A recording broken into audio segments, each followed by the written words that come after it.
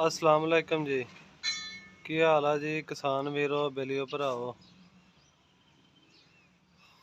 Massey company ने भी rate ਚੱਕ ਦਿੱਤਾ ਸੀ। ਤੁਹਾਨੂੰ ਪਤਾ ਲੱਗਾ ਹੁਣ 18 ਤਰੀਕ 7ਵਾਂ ਮਹੀਨਾ 2022 ਨੂੰ ਤੇ ਆਪਣੀ ਰਵਾਇਤ ਬਰਕਰਾਰ ਰੱਖਦਿਆਂ ਹੋਇਆਂ ਨਿਊ ਹਾਲੈਂਡ ਵੀ ਕਿਦਾਂ ਪਿੱਛੇ ਰਹਿ ਸਕਦਾ ਸੀ ਤਾਂ ਅੱਜ ਉਹਨੇ ਵੀ ਰੇਟ ਚੱਕ ਦਿੱਤਾ ਤੇ ਤੁਹਾਡੇ ਨਾਲ ਆ ਰੇਟ ਲਿਸਟ ਤੁਹਾਡੇ ਸਾਹਮਣੇ ਆ ਰਹੀ ਆ, ਚੈੱਕ ਕਰ ਲਓ ਜੀ। ਅੱਜ ਨਿਊ ਹਾਲੈਂਡ ਨੇ ਵੀ ਰੇਟ ਚੰਗਾ ਚੱਕ ਦਿੱਤਾ ਵਾ। ਹੁਣ ਇਹ ਕਿਸਾਨਾਂ ਦੀ ਪਹੁੰਚ ਤੋਂ ਨਵਾਂ ਟਰੈਕਟਰ ਲੈਣਾ ਬਾਹਰ ਹੋ ਗਿਆ। ਸਮਝੋ ਗੱਲ ਬਾਹਰ ਹੋ ਗਈ ਆ। ਇਹ ਹਕੂਮਤ ਇੰਪੋਰਟਡ ਹਕੂਮਤ ਕਹਿੰਦੀ ਸੀ ਕਿ ਅਸੀਂ ਟੈਕਸ ਜਿਹੜੇ ਆ ਜ਼ੀਰੋ ਕਰ ਦਿੱਤੇ ਆ, ਜ਼ਰਈ ਮਸ਼ੀਨਰੀ ਤੇ ਟਰੈਕਟਰਾਂ ਦੇ 5% ਟੈਕਸ ਘਟਾ ਦਿੱਤੇ ਆ। ਉਹ ਘਟਾਉਣ ਦੀ ਬਜਾਏ ਉੱਤੇ ਹੋਰ ਲਾਗੂ ਕਰ ਦਿੱਤੇ ਆ ਤੇ ਕੀਮਤਾਂ ਹੋਰ ਵੱਧ ਗਈਆਂ।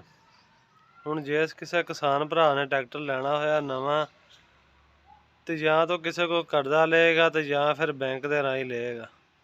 ਵੈਸੇ ਉਹ ਜ਼ਿਮੀਂਦਾਰਾਂ 'ਚੋਂ ਇੰਨੇ ਪੈਸੇ ਕਮਾ ਕੇ ਤੇ ਟਰੈਕਟਰ ਲੈਣਾ ਉਹਦੀ ਪਹੁੰਚ ਤੋਂ ਬਾਹਰ ਹੋ ਗਿਆ, ਕਿਉਂਕਿ ਫਸਲਾਂ ਦੇ ਰੇਟ ਹੈ ਨਹੀਂ। ਉਹ ਜਿਹੜੇ ਖਰਚੇ ਆ ਉਹ ਜ਼ਿਆਦਾ ਵਾ, ਪਹਿਲੇ ਨਾਲੋਂ ਬਹੁਤ ਦੁੱਗਣੇ ਹੋ ਗਏ ਆ ਤੇ ਫਸਲਾਂ ਦੇ ਰੇਟ ਨਹੀਂ ਹੈ।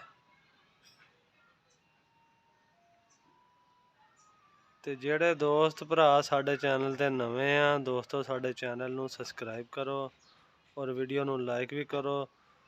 ਤੁਹਾਨੂੰ ਜ਼ਰਈ ਮਸ਼ੀਨਰੀ ਟਰੈਕਟਰਾਂ ਦੇ ਬਾਰੇ ਔਰ ਫਸਲਾਂ ਦੇ ਬਾਰੇ, ਤੁਹਾਨੂੰ ਉਹਨਾਂ ਬਿਮਾਰੀਆਂ ਦੇ ਬਾਰੇ ਹਰ ਕਿਸਮ ਦੀ ਤੁਹਾਨੂੰ ਮਾਲੂਮਾਤ ਮਿਲਦੀ ਰਹੇਗੀ ਸਾਡੇ ਚੈਨਲ ਤੇ। ਦੁਆਵਾਂ 'ਚ ਯਾਦ ਰੱਖਿਓ। ਅੱਲਾ ਹਾਫਿਜ਼।